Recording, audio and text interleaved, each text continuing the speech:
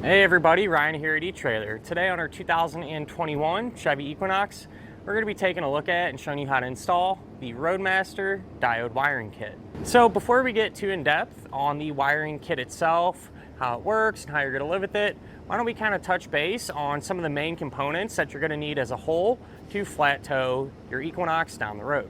So the 5 main components that you're going to need to flat tow your Equinox down the road safely is going to be, 1, the base plate. That's going to provide us with the solid attachment point. That way we can hook our tow bar up to it.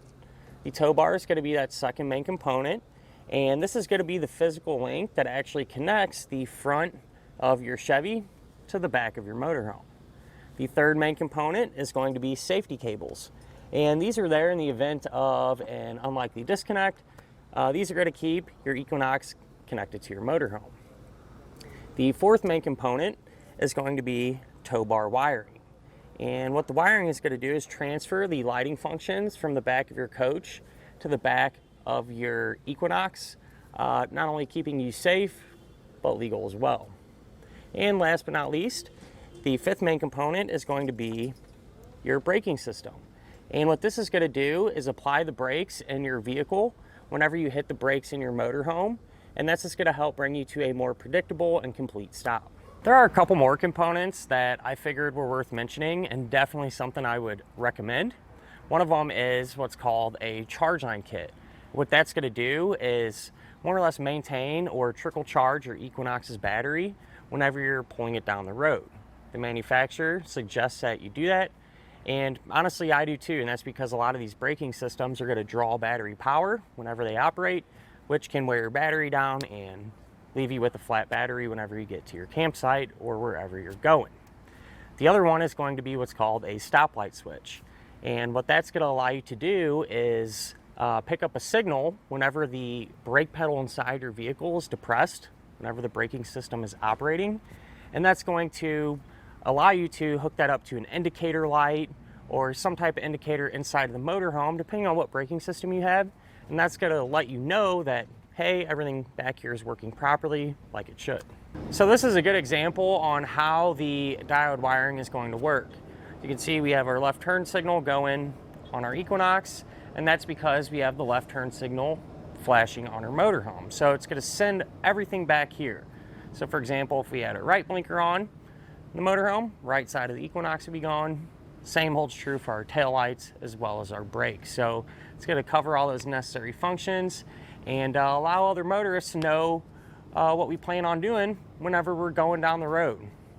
With that said, if I had to pick a way to transfer those lighting functions, the diode kit personally would be the way I would go.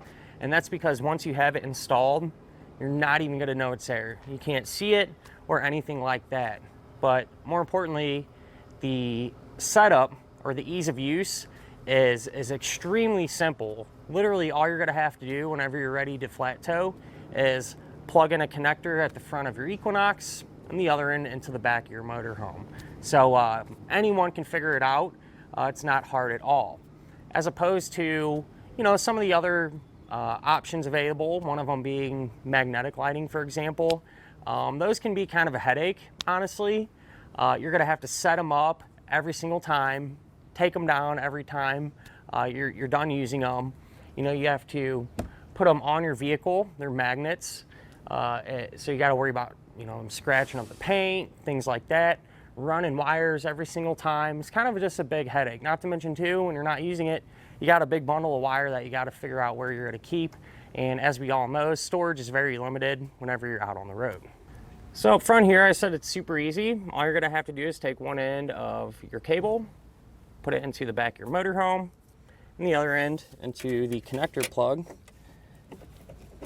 up front. And that's all it takes to transfer those lighting functions. Now, there are several different kits available, and which one you're going to need is really just going to depend on your setup. So I figured we'd kind of go over that now to make sure you get exactly what you're looking for or what you need.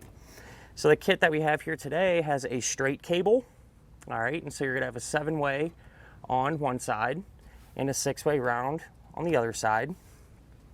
And you're going to use this type of cable if your tow bar has channels in it, like this one does here. This is the Falcon All-Terrain, and you want that straight cable. That way you can run it through those channels and utilize them properly.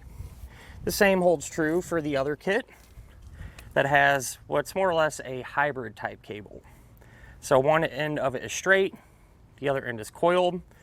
Essentially works the same way. Again, you're going to have a 7-way and a 6-way. So essentially the same deal, just one end is coiled. This works good if, say if you have a really long high-low adapter, a big gap in between here. This gives you a little bit more length. But generally speaking, all these are going to cover that distance. Another kit is if your tow bar does not have channels, okay? So if these channels weren't here, you got a 7 to 6 coiled cable. And you want the coiled cable without the channels. That way, when it's plugged in, it will, sit high up off the ground and not worry about it dragging. But then when you make those wide turns, it's going to stretch out to that length that you need. So those 3 kits are by far our most common that we see here, but there are some other options too. You're going to have a coiled kit that has a 7 to 4-way round type connector. Another one which just has a 4-way flat to 4-way flat type. So if that's how your motorhome and your vehicle are set up, this is one you could use. And last but not least, there's also a kit that does not come included with a cable or with a connector plug. All right, and you would use that kit if you picked up a tow bar that came included with those components. So right off the top of my head, the one I can think of is the Roadmaster Nighthawk tow bar. All right, that comes with a cable and a plug. So if your tow bar comes with those components, don't make sense to buy doubles. You would want the kit that just has the wiring and the diodes. Since you already have those components, that's the one that you would need to get everything set up properly. So at the end of the day, diode wiring, in my opinion, is definitely the way to go. It's reliable, super easy to use, and it's clean. Once you have it installed, you're not going to be able to really tell it's there even.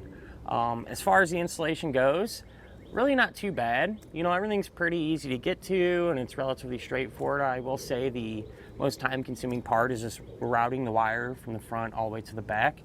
But with that said, shouldn't give you too many issues. So why don't we go ahead, pull into the garage, and put it on together now. To begin our installation, we're going to be here at the front of our Equinox. Now, we have our fascia removed because we're doing this at the same time that we're doing the base plate. That's what I suggest doing.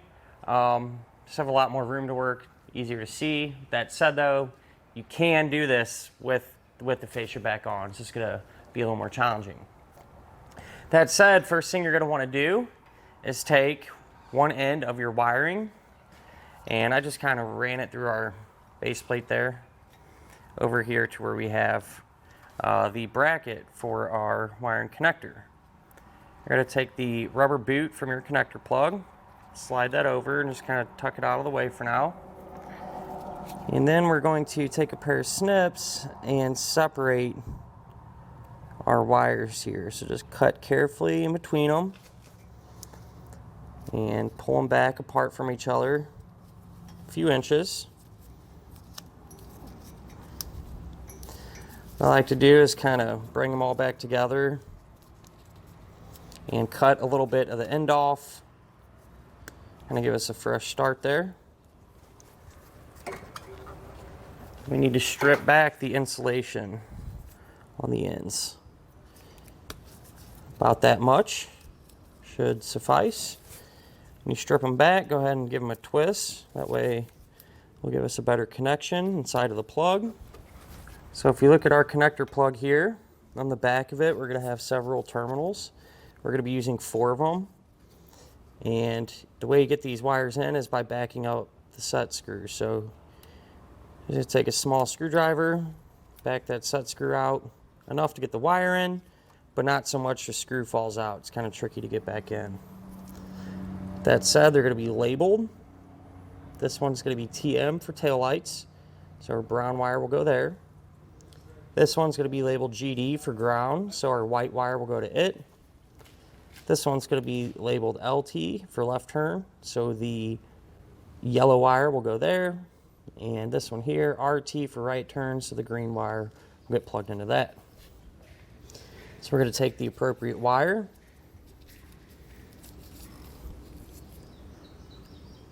just push that into the terminal.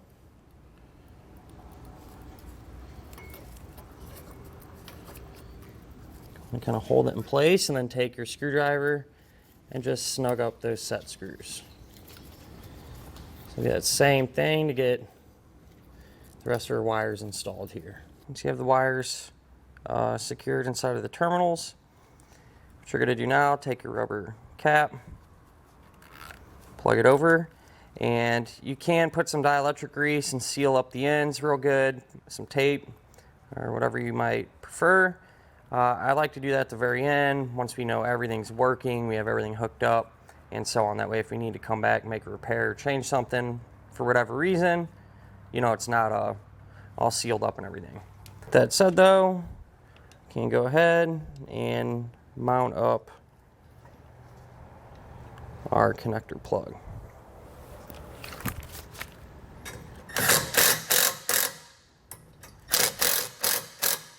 Now we can start to route our wiring.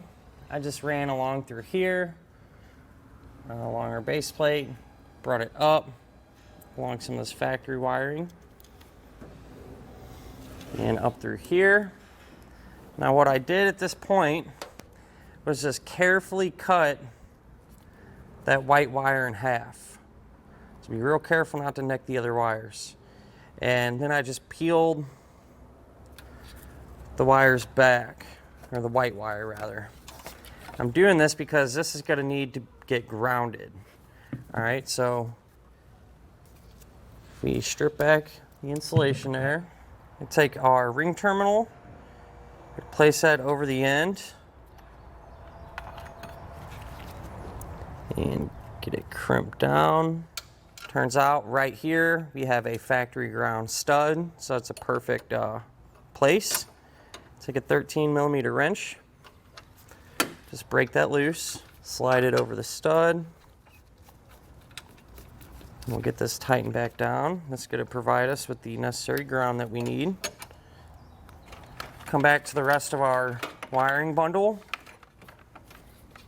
That other end of the white wire that we cut, you just want to pull this completely off. So we're going to completely remove it from the rest of our bundle of wire. So with the ground hooked up, I continued to route our wiring. So I came along through here, straight along through there, and then I dropped it straight down, kind of along our firewall. So now here underneath our vehicle, our wiring comes down and out, right along through here. Now when you're routing this, do your best to avoid any hotter moving parts, and you can use some of the zip ties to keep everything secure. I just simply followed some of these factory lines and just push it right underneath the shield where it comes out right here. And it comes along our fuel tank.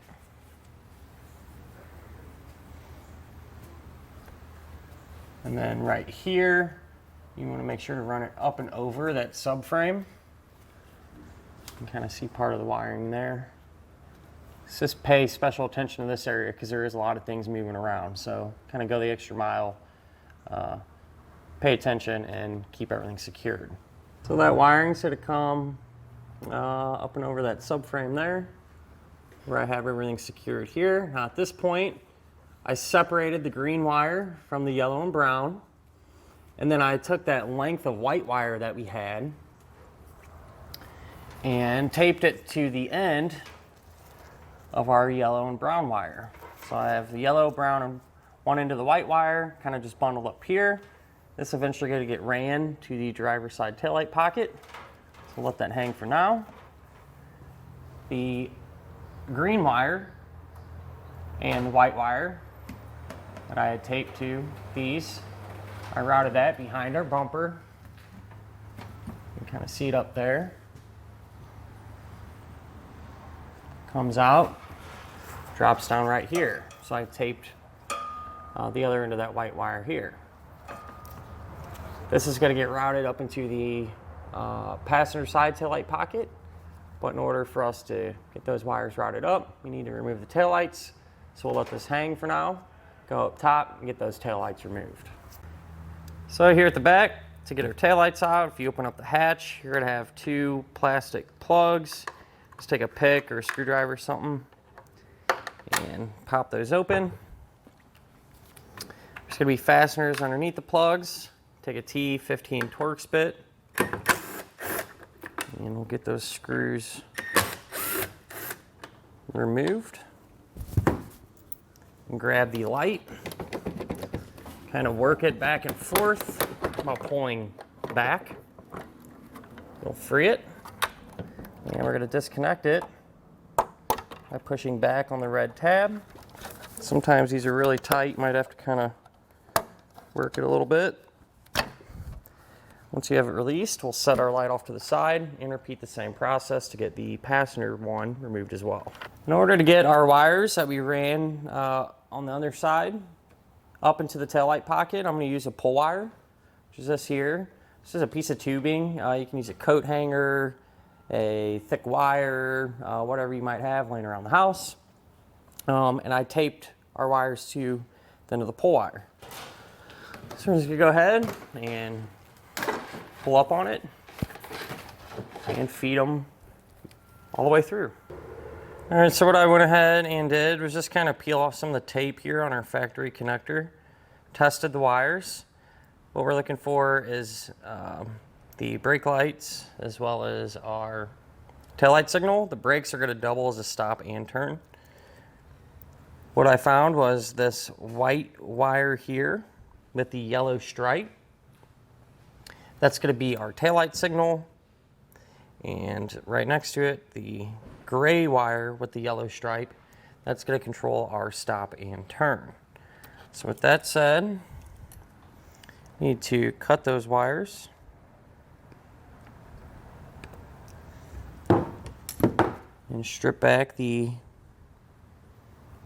ends of the insulation. Give them a good twist. And all four ends are going to receive a blue terminal. For our three wires that we ran up here, the yellow one, you're going to strip back, crimp on a blue terminal. The brown and white wire, however, you want to strip back and you want to twist these ends together. So make sure they're even and nice and tight. This one you're going to take the yellow terminal. Put that over and crimp it down. And so once we have all these ends ready to go, we can take our diodes. If we take the diode, that end that has a single terminal that says out, these are going to go on the ends closest to our connector plug. So let's just plug in.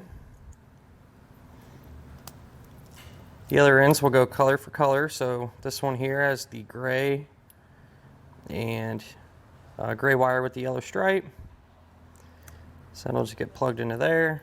And the white wire with the yellow stripe goes to the white and yellow wire, like so. Then that leaves us with two more connections. So since the factory white wire with the yellow stripe controls our taillight signal, we're going to take the white and brown wire, plug it into that diode, and since the gray wire with the yellow stripe controls our stop and turn, we're going to take our new yellow wire and plug it into that diode.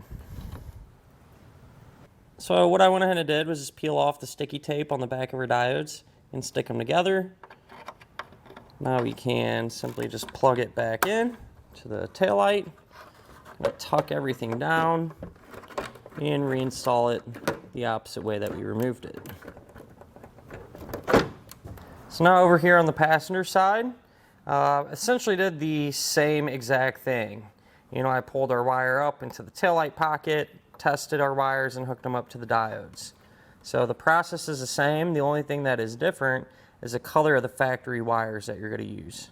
So in this case, on the passenger side, the white wire with the yellow stripe, that's going to be for our stop and turn. So you're going to take the new green wire and hook it to that diode. The purple wire here, that's going to control our taillights.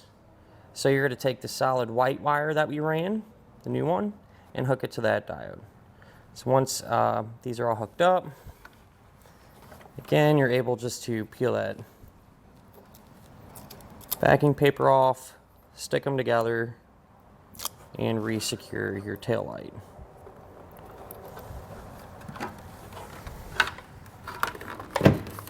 With everything hooked up, it's a good idea to test your wiring to make sure that it's working properly. So I'm plugged into a tester box, and we'll try out our taillights, our left turn signal, our right turn signal, and our brake lights. Now with an extra set of hands, we can reattach our fascia. Don't forget to plug in any electrical connectors that you may have needed to disconnect. And that'll finish up our look at and our installation of the Roadmaster diode wiring kit on our 2021 Chevrolet Equinox.